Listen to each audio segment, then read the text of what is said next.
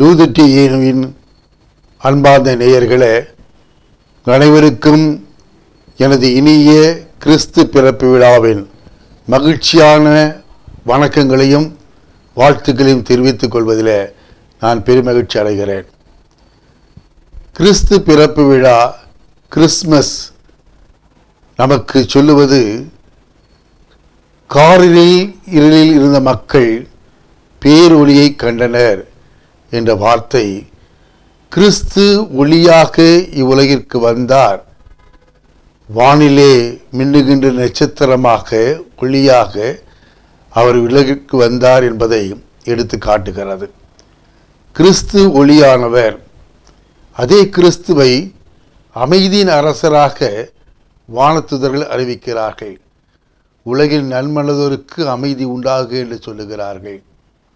அதே கிறிஸ்துவை தீவன தொட்டியிலே கிடத்தி வைத்திருக்கிறார்கள் என்ற அறிகுறியை கொடுக்கிறார்கள்.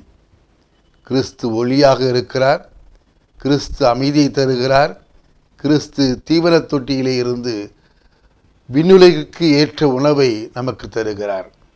மண்ணுலகிலே உணவை கொடுத்தவர் விண்ணுலகின் உணவையும் வானகத்தின் அருமருந்தையும் நமக்கு தந்து சென்றிருக்கிறார். எனவே இந்த பெரு விழாவிலே நாம் மகிழ்வோடு இணைந்து கொண்டிருக்கின்ற பொழுது, நாம் ஒளியாக, உலகிற்கு அமைதியாக, உலகிற்கு உணவு தந்து, அதாவது பாதுகாப்பு தருபவர்களாக நாம் வாழ வேண்டும் என்ற ஒரு சவாலையும் கிறிஸ்து பிறப்பு விழா நமக்கு எடுத்து காட்டுகிறது.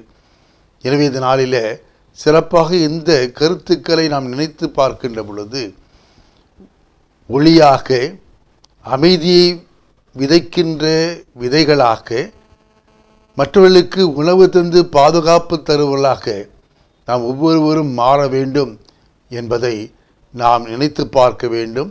அதற்காக நாம் பணியாற்ற வேண்டும் என்ற ஒரு கடமையையும் கிறிஸ்து பிறப்பு விழா நம்மிலே முன்னிறுத்தி காட்டுகிறது. எனவே இந்த நாளிலே அனைவருக்கும் மீண்டும் ஒரு முறை கிறிஸ்து பிறப்பு விழாவின் மகிழ்வான வணக்கங்களையும் வாழ்த்துக்களையும் தெரிவித்துக் கொள்கிறேன். I wish you happy Christmas, Merry Christmas.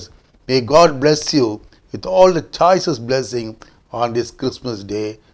Thank you.